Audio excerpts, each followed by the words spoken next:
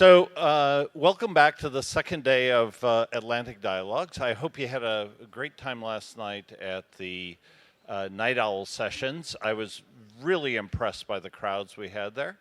I hope some of you got a chance to get an exposure to Moroccan culture last night, and that was very good as well. Many of you have been really involved with AD Connect on SpotMe. And let me just give you a few statistics. There's been 1,046 business cards exchanged, 857 items saved to the briefcase, 23 meetings scheduled, 129 notes written, and 18 public comments made. That's great. I hope you all make good use of this technology and do your very best to integrate it into your work.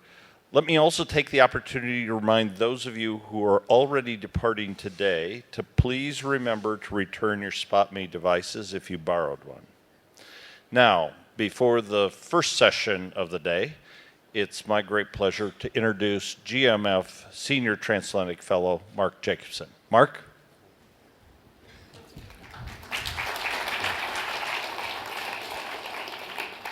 Thank you, Craig.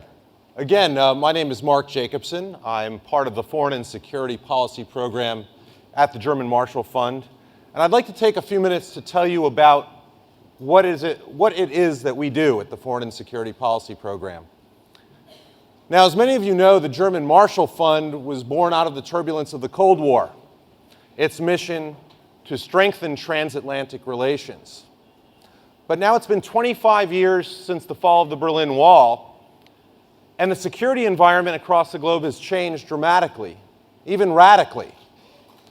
We're no longer dealing with a world where the major driver of instability is state-on-state violence. Wars don't simply begin because tanks cross borders. We're living in a world where transnational terrorism, illicit trafficking, narcotics, trafficking in humans, trafficking in weapons drives instability.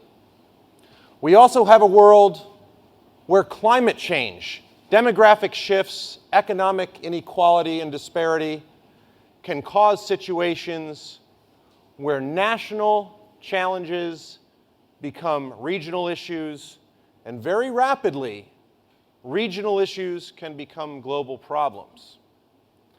We are also in a world where the solutions to these problems are no longer simply a matter for East-West cooperation, but as some of us were just discussing before, it's a matter of building bridges across the equator and dealing with these challenges as North and South partnerships.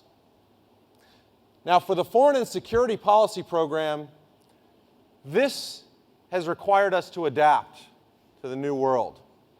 And as you can see on the SpotMe app, a lot of our research is now focused on dealing with some of these problems. We have a broad program of policy prescriptive research and a deliberate approach to our convening to address issues such as food security, maritime security.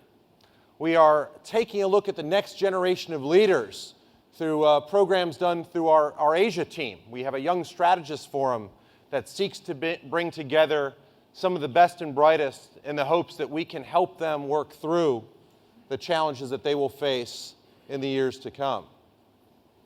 Now, we do all this with a philosophy that I think many of you will understand, and we seek to take these ideas that are generated and lash them up with individuals who are best positioned to implement them.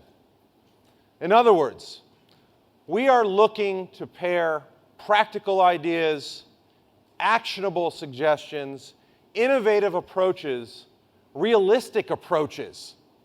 Take these and bring them to the policymakers, like many of you are here in the audience, and seek to drive the agenda and not only create change, but do so in an effective manner. Now, of course, This is why we have asked many of you here this weekend. You are not only policymakers, you have been academics, you have sat in the think tank world, you have looked north and south, east and west.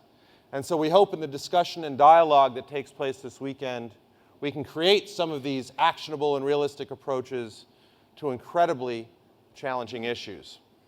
So with that, I will turn the floor over to Howard French, who is going to moderate our next session on regional security issues in Africa. But first, we have a short video. Thank you.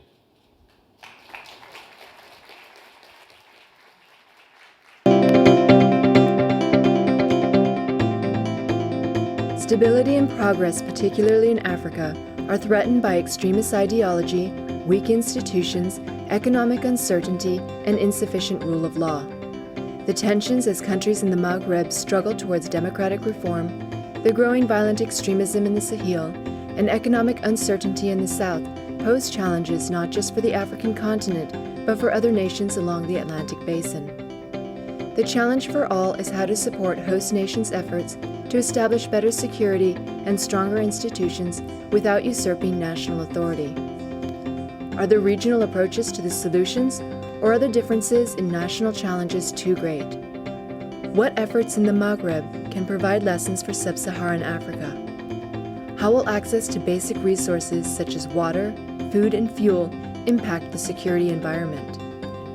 Is there a military role for the NATO alliance or EU in stabilization efforts?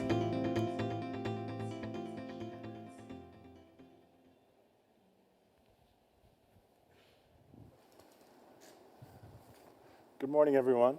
I'm Howard French. I teach journalism at Columbia University's Graduate School of Journalism, and I'm a longtime journalist myself and a former correspondent of the New York Times. I thought we got off to a very good start last night, and I want to begin with a few of the strands from the discussion of yesterday evening's session. One of them spoke about an image problem that surrounds Africa. And I think that it's important for us to contextualize this morning's discussion before we begin to talk about instability in Africa, to take note of the fact that this is actually a moment where participatory government, democratic elections, and in fact, generalized stability are at a high in the continent. However, against that backdrop, we've seen several very dramatic crises recently. The crises tend to monopolize our attention. There's an old saw kind of joke in journalism that says nobody writes about when all the mail gets delivered on time. People write about when the mail doesn't get delivered. And so the fact of certain crises tends to capture our attention. The crises that will be recurring in our conversation today, I think most frequently, are the recent mall attack in Nairobi, the near collapse of the Malian state in the face of an Islamic insurgency there, and the continuing Boko Haram-related violence in Nigeria. And I would like to start by asking our panelists today, who I'll introduce in a moment, what sort of connection, if any, they see between these three very famous incidents.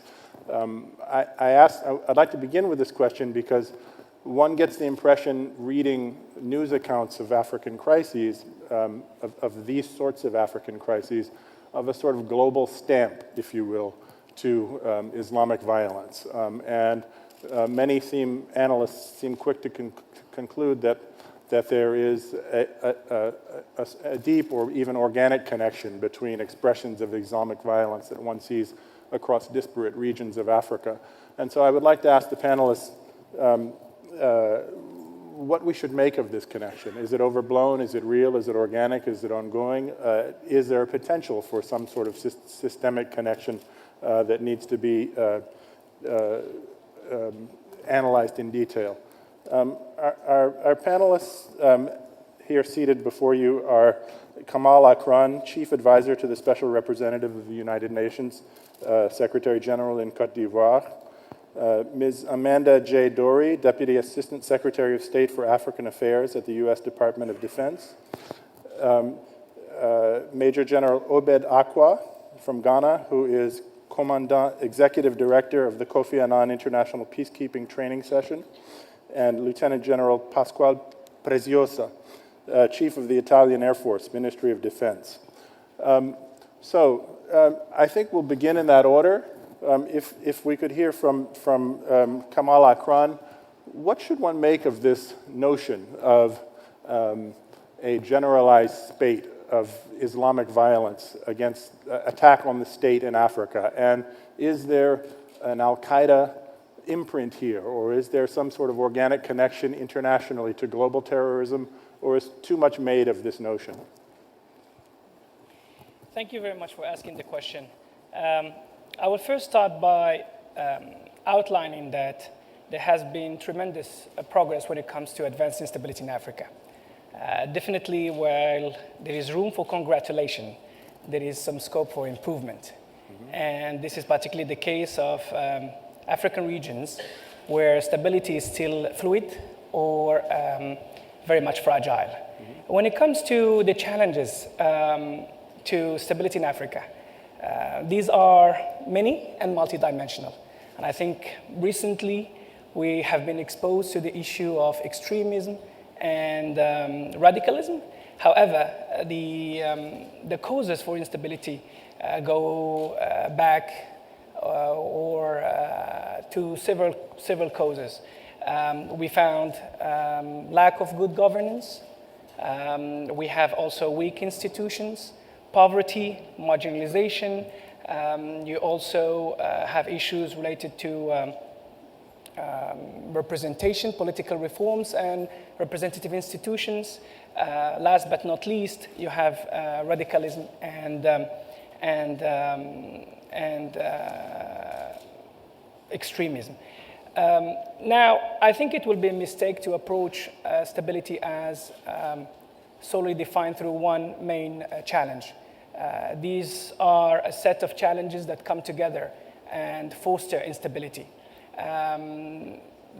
Regrettably, when it comes to engaging stability, I think the world until recently has approached this issue on a country basis. Namely, you have a problem in a specific country, you approach it through the lenses of that specific country. The Security Council only recently starts to approaching the challenges to stability as a regional problem or from a regional dimension. I take the example of West Africa. We went to Sierra Leone, then we had Liberia, Côte d'Ivoire, and the list goes. Only recently, the Security Council is pushing for a comprehensive engagement when it comes to addressing stability. Same thing when it comes to East Africa. What does comprehensive engagement mean, practically speaking? Comprehensive means that you have to ensure when you're addressing specific challenges in a particular country, you are not actually fostering the same kind of problems next door. If you're addressing the issue of militias, piracy, armed groups in one country or one specific country, you are not actually moving the problem just next door. We discussed this yesterday at one of the events on drug trafficking, and I think it's the same approach.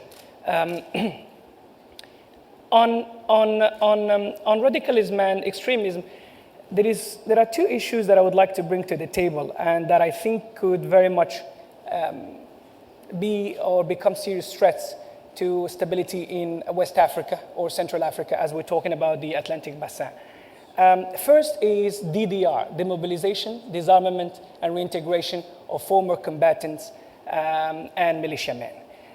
These are the same mercenaries or warlords. If they are not properly disarmed, they are not properly demobilized, they are properly economically reintegrated, could become the challenge of tomorrow.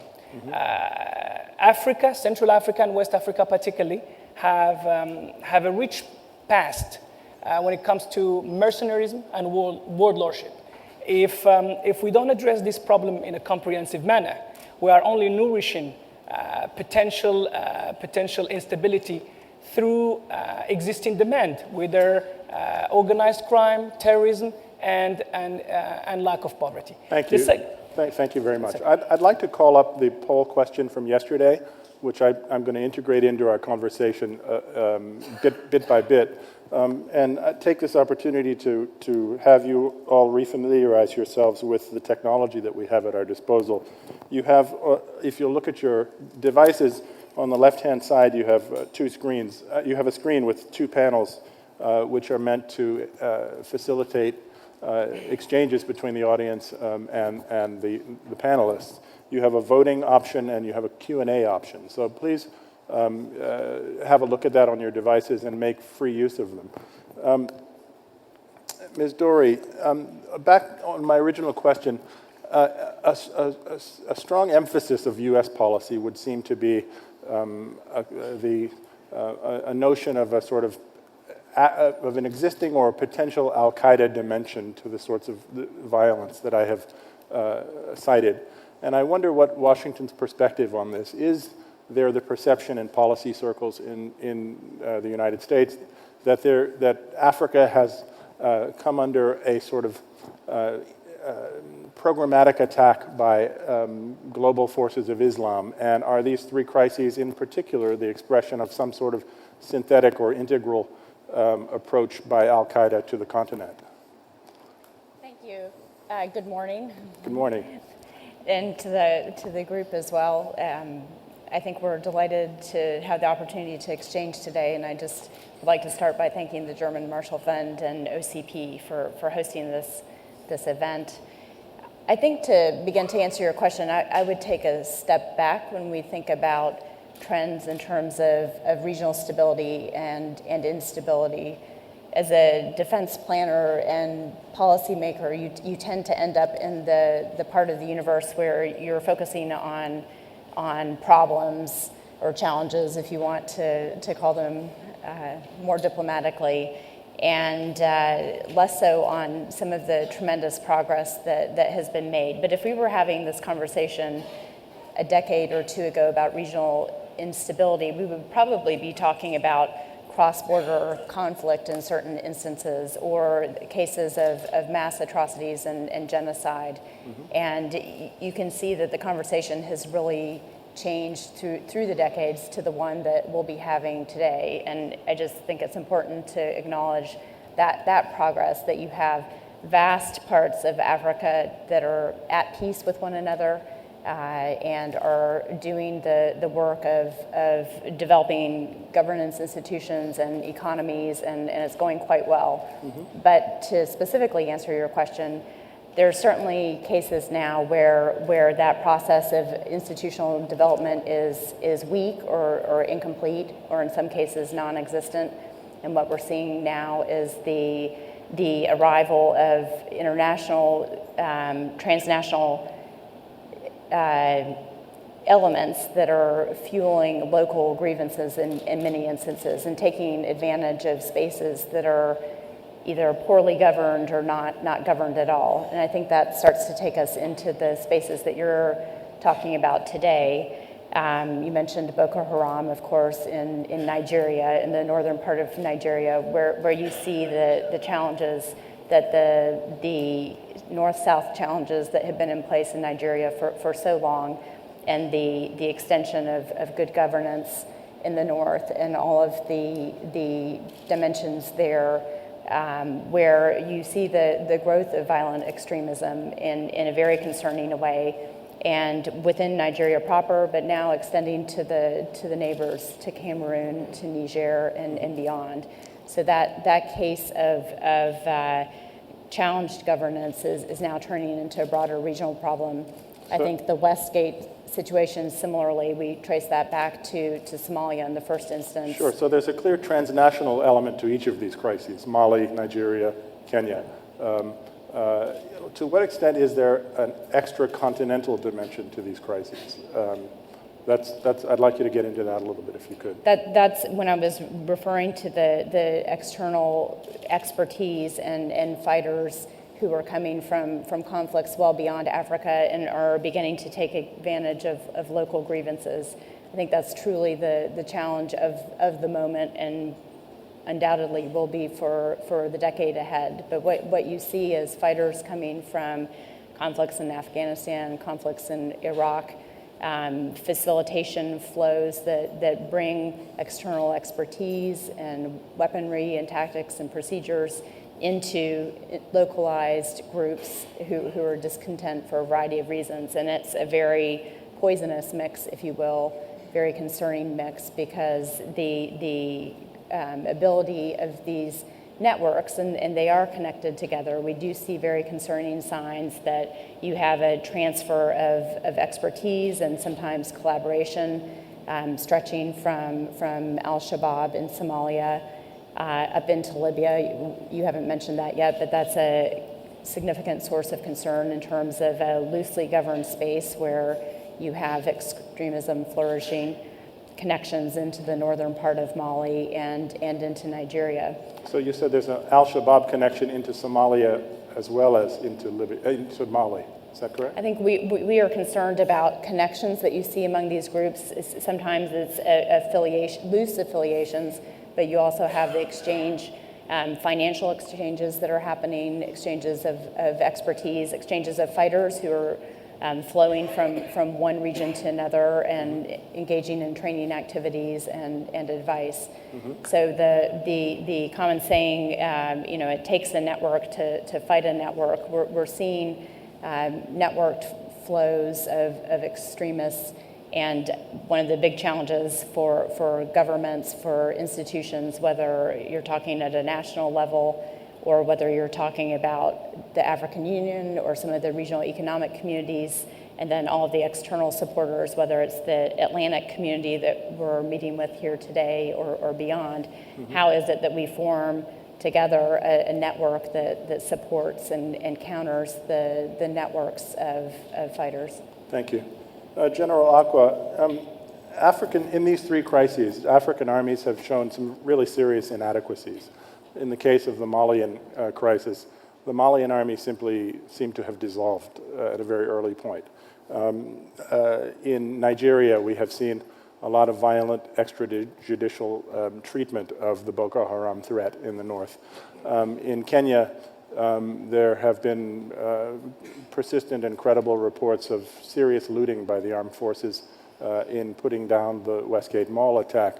Should the African army, I'm always hesitant to speak about Africa as if it were one thing, but for the purposes of brevity and concision, should the African army be seen in light of these crises as being itself in crisis?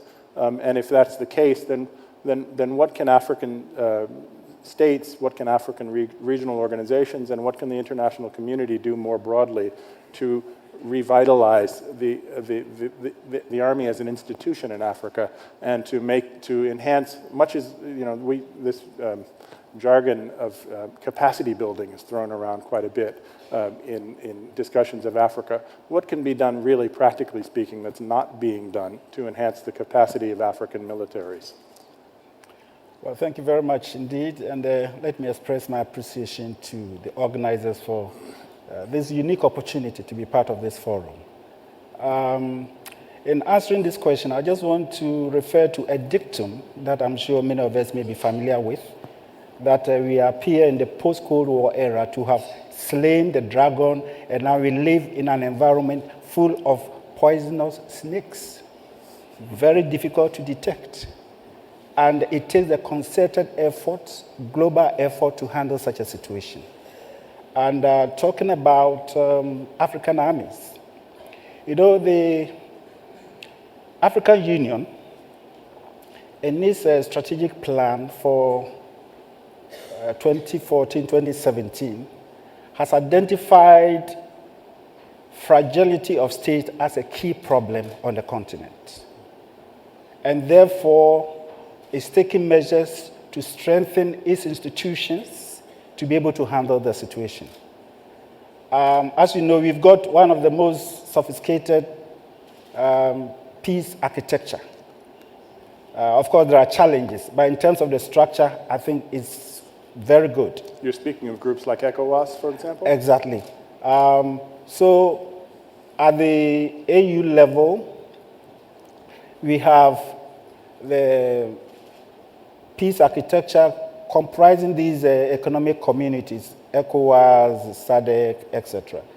Now, it's built into the Constitutive Act that the Commission should work towards the peace and stability of the continent. And the driving forces or the building blocks for the realization of this are these regional bodies. And the African Standby Force has been established based on the contribution of all the regional bodies to be able to put together a brigade-sized unit to be able to deploy rapidly in any of these trouble spots. Of course, it's in its formative years, and we are yet to realize the full impact. But it has already chalked significant successes. They were the first to go into Mali. And regarding Somalia and also in Kenya, well, Kenya is not a failed state. It is still up and doing. Somalia has got a peculiar problem, and therefore the AU has also sent a peacekeeping force there to handle the situation. I would say that this is a global challenge, and it will take the concerted effort of the global community to be able to address this and bring to a closure these supposedly dangerous elements in our midst who are creating. I want to get to the global element of this in a moment with General Preziosa, but since you are the African, sub-Saharan African representative on the panel, and you've spoken of practical measures that are being taken by the AU via these various regional bodies, I'd like to mention a comment I heard in a Night Owl session last night, which said something like the following: if it were not for the intervention of France, which the speaker said Africans felt very ambivalent about to begin with, the state of Mali might not exist on the map today. You have said that, or certainly not as we have known it since independence. You have said that a brigade-sized force has been established and that West Africa intervened in Mali. Are the measures in place now to assure that next time something like this happens, that West Africa will be able to respond in a united way more effectively and much earlier in the crisis, so that the continent or a given region isn't totally dependent on an outside player like France? Yes. The ECOWAS Standby Force, for instance, comprises the military, police, and civilian components.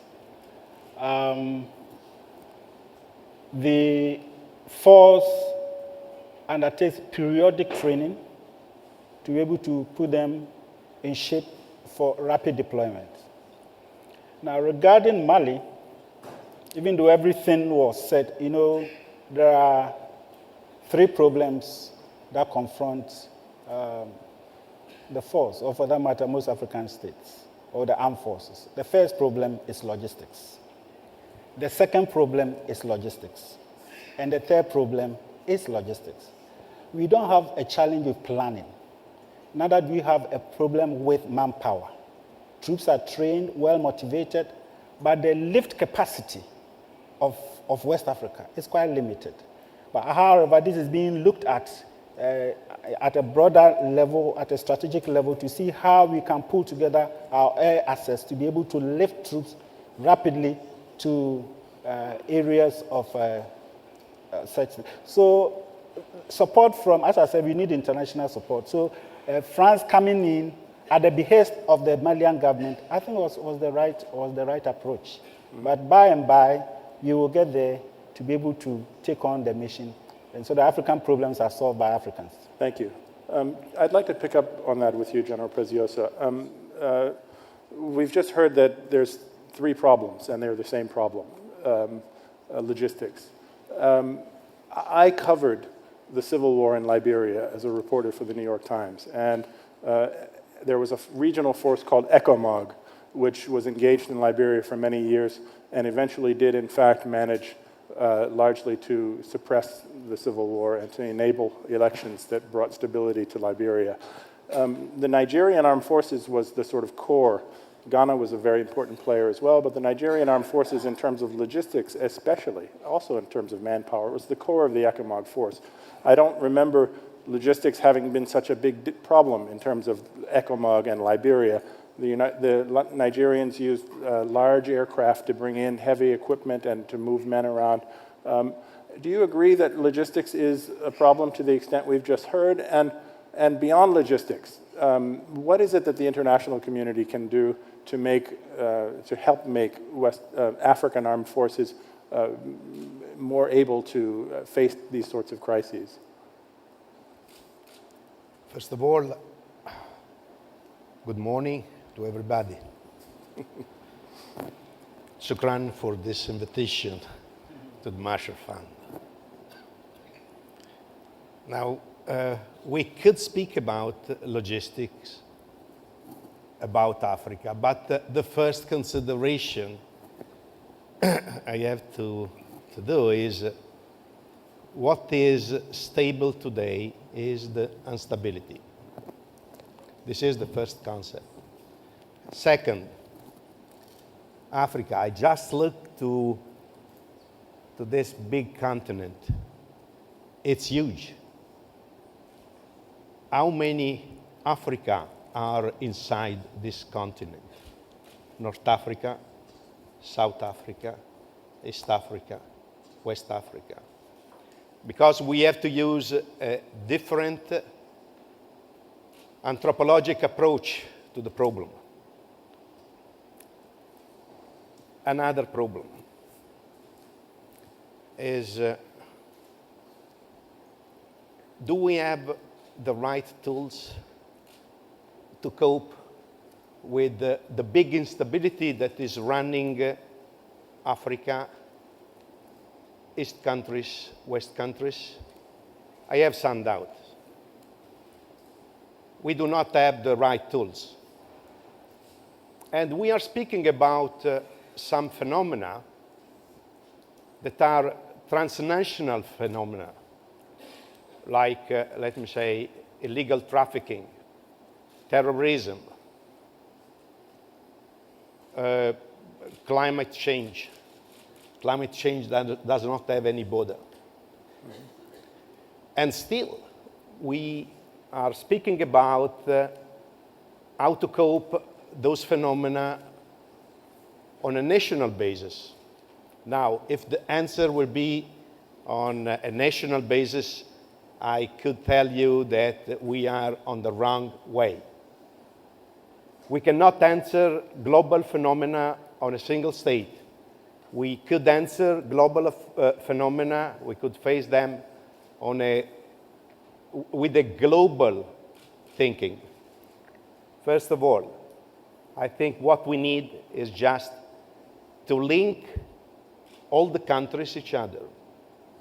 Not only here in Africa, but let me say in Europe and United States, Europe, United States, South America, European Union, United States, South America, and Africa, or portion of Africa. It depends how they could be linked together. Now, the first answer is just to be linked together, to develop a very good partnership that could look like union to respond to this global phenomena. Now, coming to the logistics and speaking about terrorism. First of all, do you think we have got the right tools to cope with the new phenomena that they are called not traditional threats? The chief of states in the 90s, I think, they were speaking about the non-traditional threats. And all terrorism, climate change, illegal trafficking are under this big umbrella. Now, in most of the countries today, we have got tools like a military organization that has been trained to cope with the old style of war.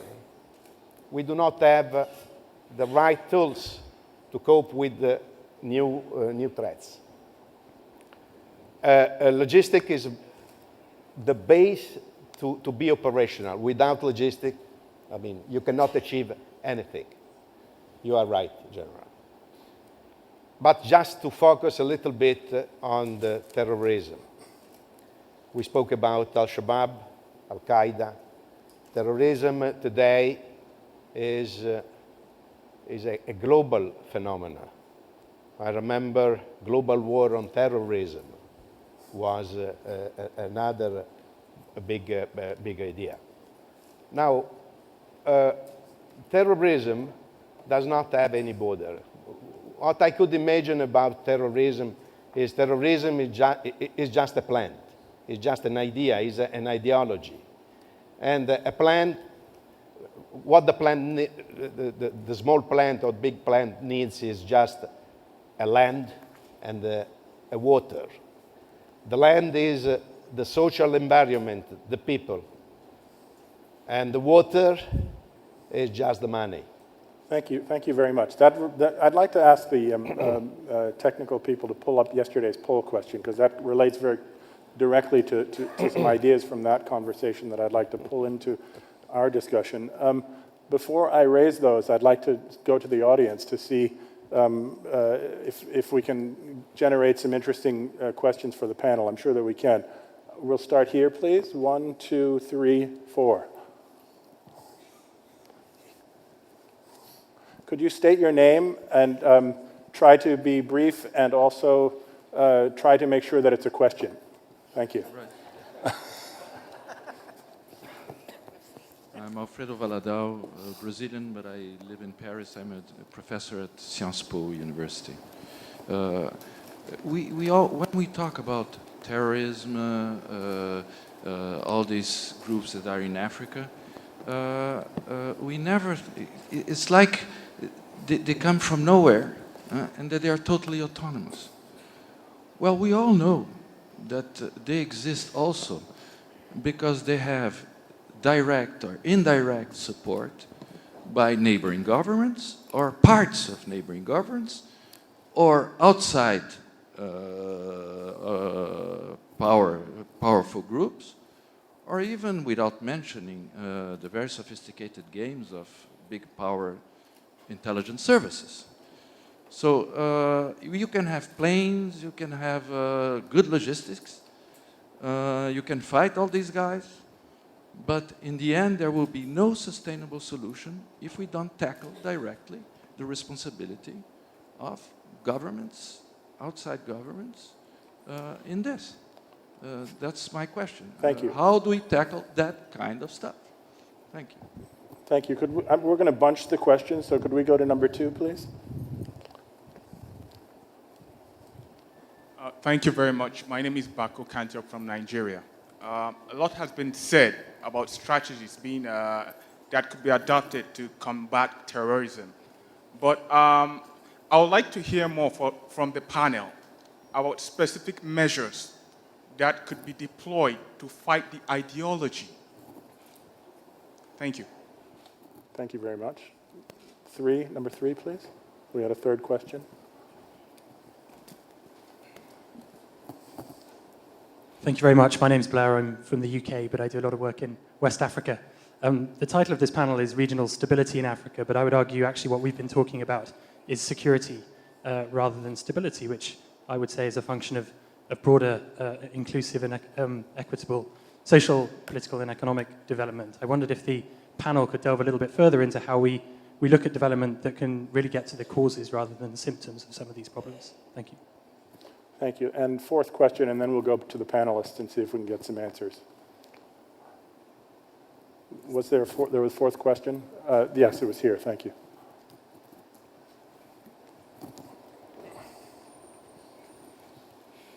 Thank you. My name is Patrick Worms. I'm Brussels-based, but I work for a Nairobi-based research organization Secretary Dory, you mentioned the words local grievances, and in my view, these are absolutely crucial to tackle these questions.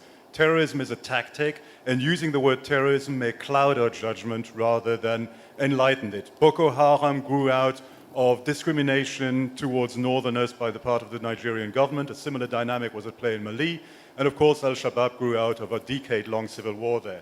The question that I have for the panel is, are we not misguided in investing more resources into fighting the extremist expertise that you referred to, rather than helping the countries build the institutions to tackle the very serious grievances in which this expertise finds such fertile root? Thank you. Thank you. We'll begin then with Ms. Dory. Would you like to address that question, please?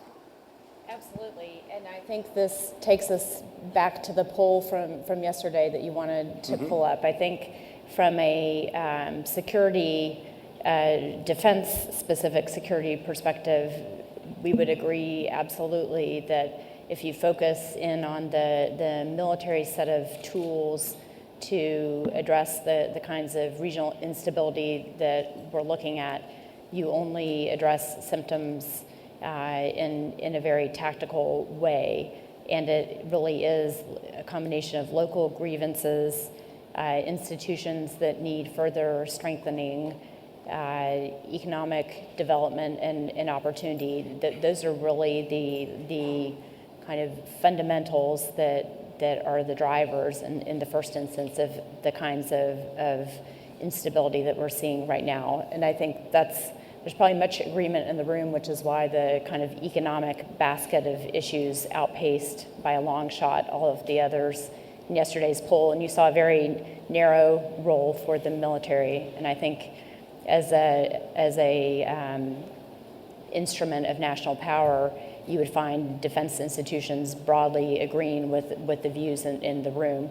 What wasn't as available on the survey yesterday was the whole basket of political grievances and redress of those as one of the major tools.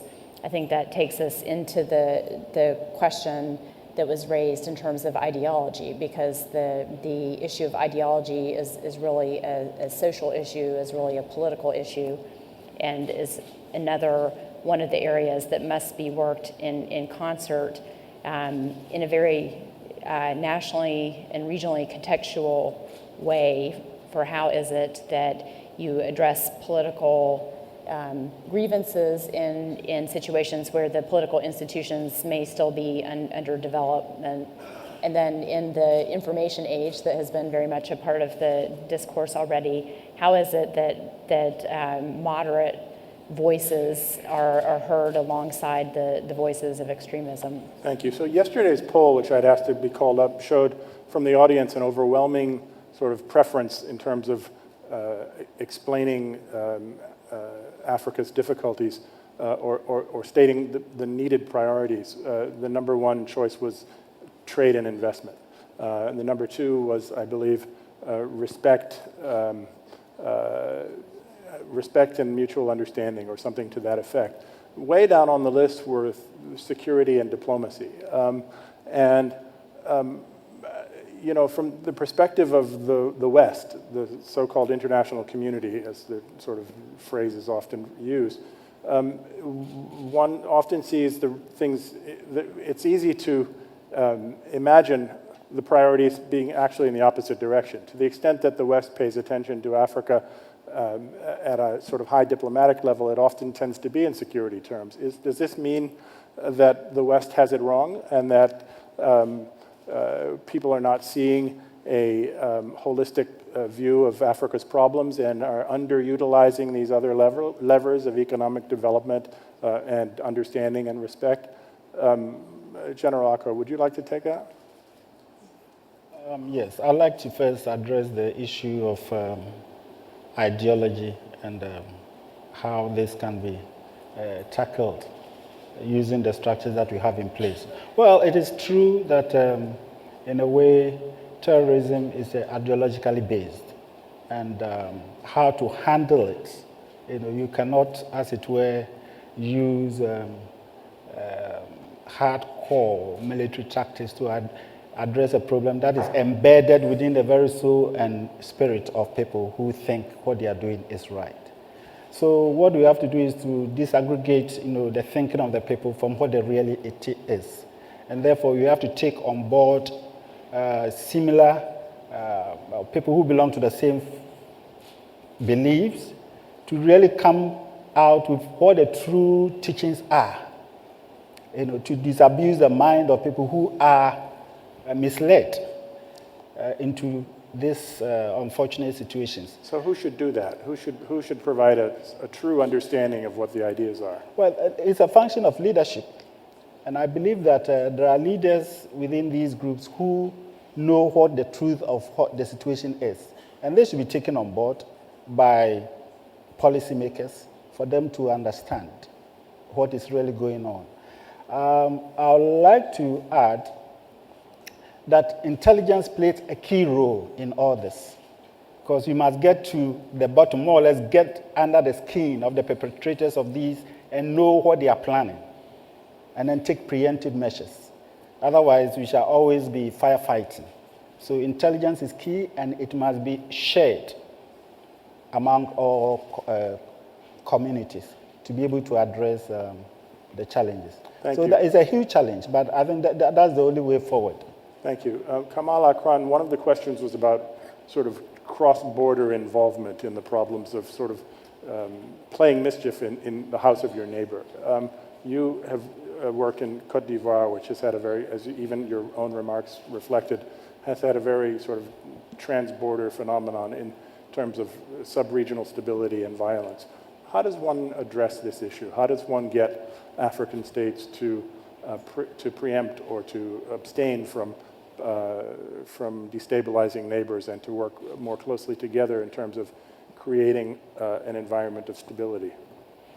There are different approaches. First is the need to create common purpose between these different countries, and the fact they could identify that these challenges are common challenges, that today's your problems today could be my problems tomorrow, and as such there is a need to approach them in a comprehensive manner. You take the case of Liberia, the fighters in Liberia cross the border to Côte d'Ivoire, fight in Côte d'Ivoire, mercenaries in Sierra Leone, could be tomorrow the warlords or the mercenaries in Liberia or Côte d'Ivoire. Now, I think it's very important just to note, it will be a major mistake to approach the issue of terrorism solely through the security means. Terrorism does not take place in a vacuum. Terrorism has some serious causes that needs to be addressed, both socially, economically, and education. Two, terrorism has, when it comes to ideology, there is only a specific core of jihadist extremists that are ideologically motivated. Others are just looking for a pay or for bread to put on their table. And I think we should address that through different means. I was discussing with some previous militia or mercenary that in between Liberia and Côte d'Ivoire, and I was told that they are paid $1,000 for a job to escort drugs from one point to another point in West Africa. How are we going to challenge, or how are we going to compete with $1,000 per month for a specific job? While if they work, it's actually limited to a couple $100s max. One last point is security sector reform. We were talking about this specific issue earlier. Most of West African countries have gone either through conflict or a specific military coup. Their security institutions are weak, are currently being built up. That's where the West, that's where neighboring countries, that's where South-South cooperation could be very useful. How we could bring and build strong institutions that are democratically controlled and where there is some kind of civilian control over these institutions. If we don't engage on this, these are the potential of tomorrow's potential stability. Thank you very much. I'd like to bring up a poll question for this session, designed for this session in particular. I'm going to take 3 more questions immediately. We've got maybe 20 minutes left. You all may begin to vote on these now, and we'll have save some time for a discussion of what this all means momentarily. We had 1 here and 3. Please. I'm John Richardson from a German Marshall Fund. General Preziosa pointed out that whatever criminal Islamist groups do, that one of the essential ingredients for them to be able to do it is money. And I think we all know that a large proportion of the money they use comes from drug trafficking, in particular cocaine trafficking. So I have two questions. One, if we could interdict the transatlantic maritime cocaine traffic, how much would that help to stabilize Africa? And secondly, what would we have to do to interdict that traffic? Thank you. Second question, please. Thank you very much. Good morning, everybody. My name is Dapo Oyewole. I'm a Yale World Fellow, but I work for the Nigerian government, but I'll be speaking in my personal capacity. But I thought I should say something, lest we get our heads shaved in our absence. You said a lot about Nigeria, and I'll come to that in a minute. But let me start on the global scale. It seems very much to me like the world has a severe case of food poisoning. We've eaten this massive concoction of politics, religion, ideology, social exclusion, economic challenges. And to a degree, we're all trying to figure out what is the real root cause of terrorism. The danger I think we face today is the fact that increasingly as we struggle to understand this phenomenon, we're looking at how things are played out in the Middle East, in North Africa, and in the West, and trying to translate that to explain what's happening in sub-Saharan Africa. Unfortunately, I think that is dangerous. We need to be careful not to impose what has happened elsewhere to try to understand what's happening on the ground. So we need more rigor in the analysis of being able to tell exactly what is the issue, what is the root cause in the African context. Second point quickly is about these people we call terrorists. They're not ghosts. They are brothers, they are sisters, they are mothers, they are friends. And in the adage they say it takes a village to raise a child. I actually think it also takes a village to stop a terrorist. Many of us will know who these people are. And until we're able to get the civil society involved in the process of addressing the challenges of terrorism, they will not end. Final point is about the Nigerian experience. We've talked a lot about the Nigerian problem with the Boko Haram terrorists. But what we haven't talked about is how Nigeria itself was able to solve the problem in the Niger Delta. And perhaps this points a way forward. It's not just about guns and bullets. It's about hearts and minds. We had a problem with terrorists in the Niger Delta region, which hurt the country because this is where we produce our oil from. But the president was able to declare an amnesty, and everybody said, why would you do that?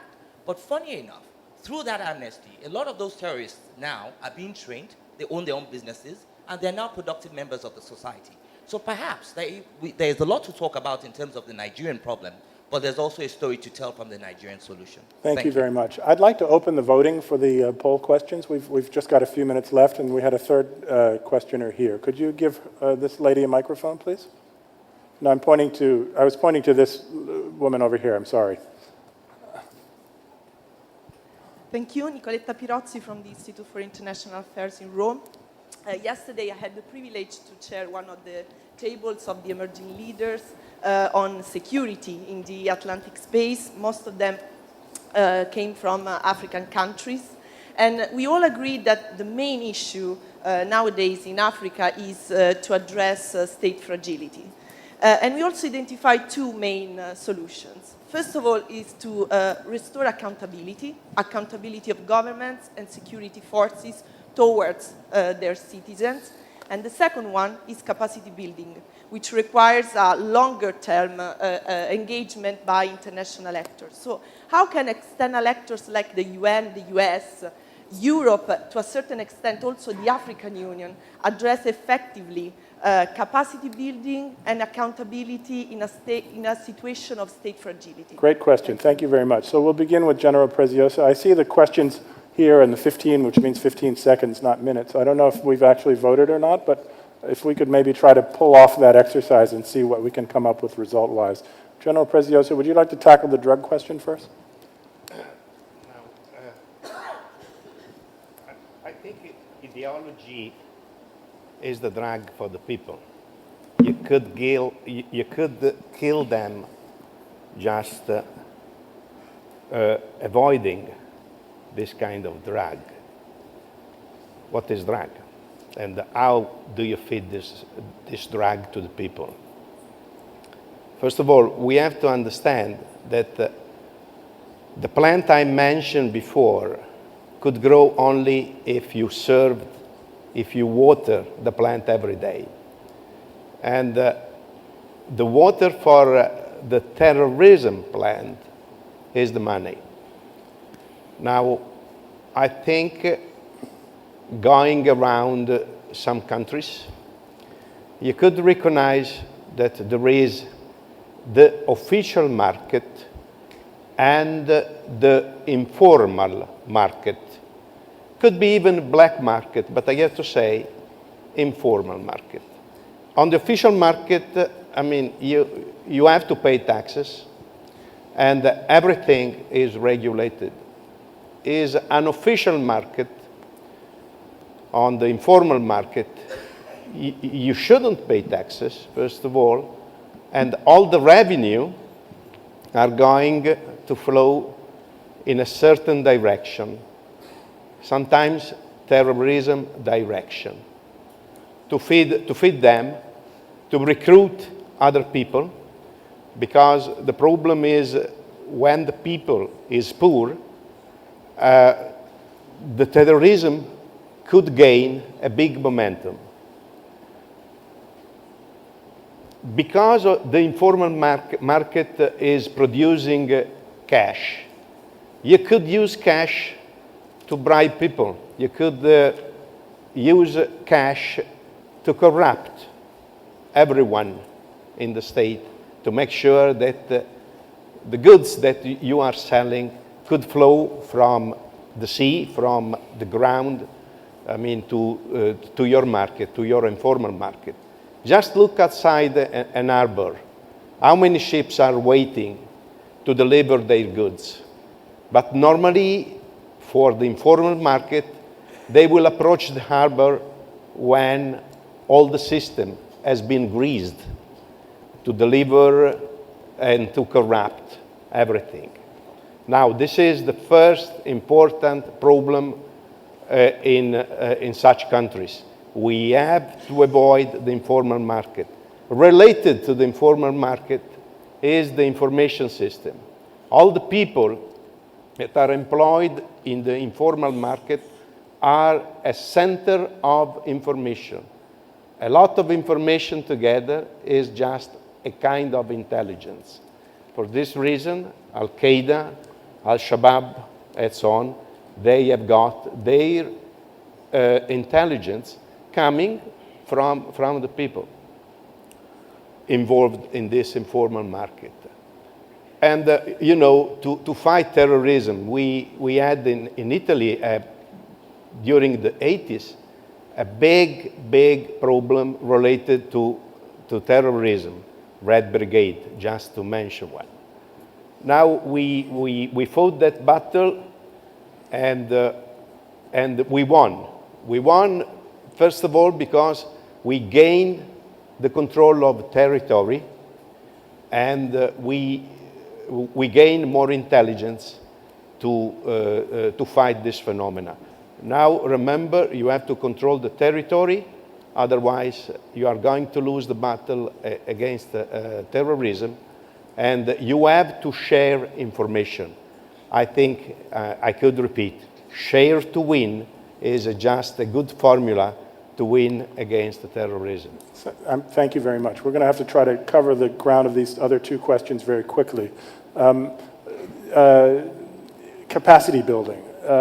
One hears this term all the time. Does it have any practical meaning anymore? What are the real issues behind it, and why do we never seem to really attain the goal? It seems to be a receding target. How does one go about actually building capacity? What are we missing? Please, Amanda Dory, please. Capacity building is alive and well. It's something that many of the external partners, whether they're Europe-based, Americas-based, both North and South, I think that's a core mission that we engage in with other partners. I think there's a significant evolution, though, in the way we think about capacity building, trying to move beyond training and equipping at a tactical level or an operational level.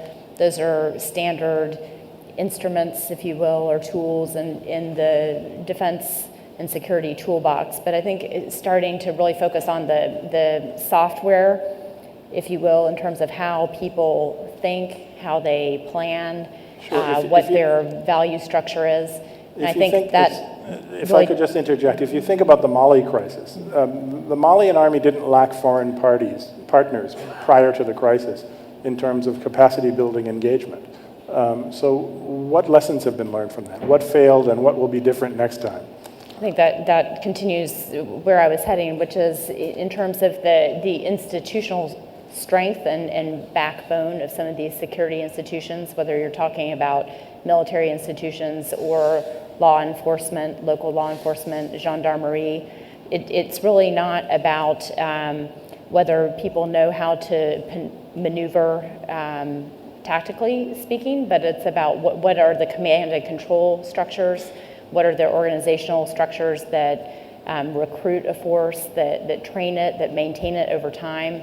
How do you ensure that your forces are taken care of in terms of they're paid regularly, they receive the basics to sustain themselves. I think some of the places where we've seen the greatest challenges are places where you have military forces who don't have that sustainment in place, they don't have a connection back into a command and control structure, and they're literally operating on their own, at times living off of the people that they're supposed to be providing security for.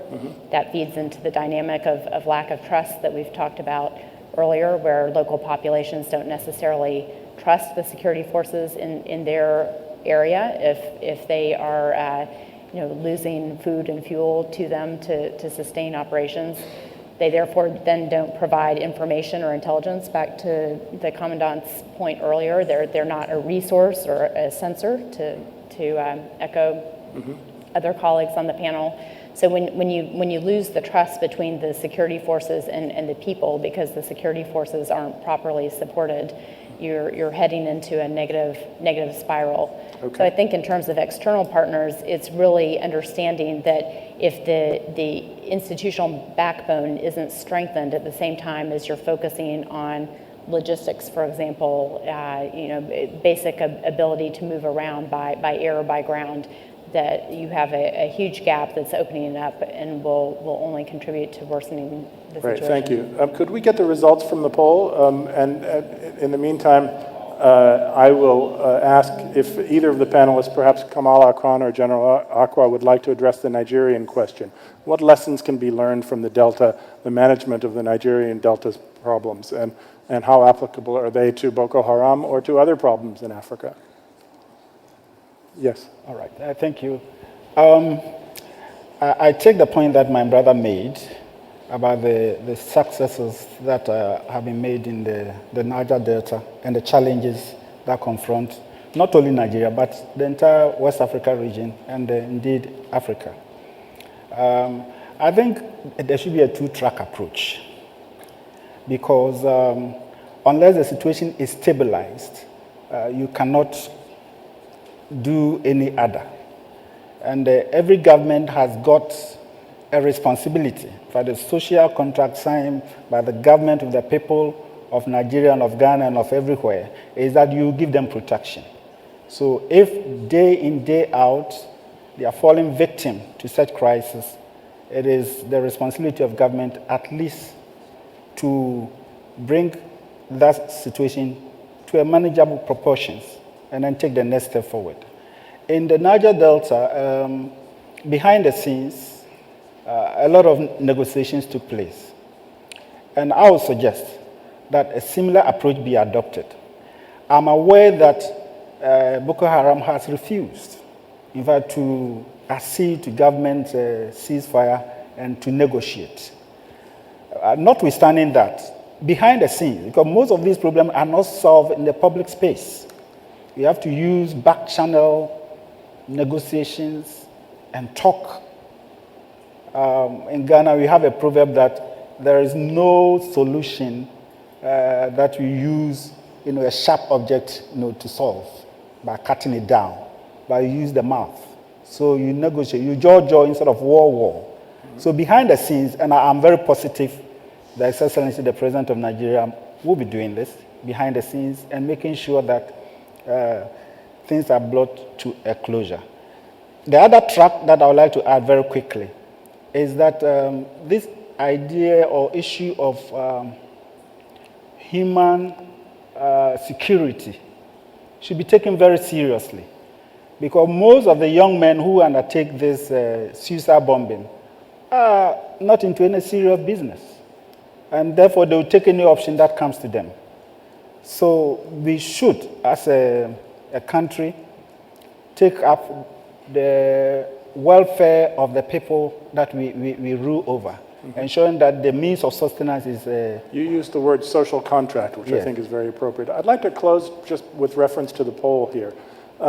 There's a kind of debate that takes place around Africa that's sort of based on two very different paradigms. One of them says, and let's say this is stereotypically known as the Western paradigm, that you have to engage Africa in ways that encourages accountability, and according to the stereotype, this often means imposing criteria, saying that there are standards of democracy, of governance, of transparency, and economic management of a country that must be met in order to receive certain benefits. And there's another paradigm which says, and by stereotype this might be called the Chinese paradigm, that it's not really the outside world's business to tell countries how to govern their internal affairs, and that simply engaging with people in a vigorous way, especially economically, is the best way forward. How do these two paradigms relate to the question which our audience finds is the most important question, and that is poor governance?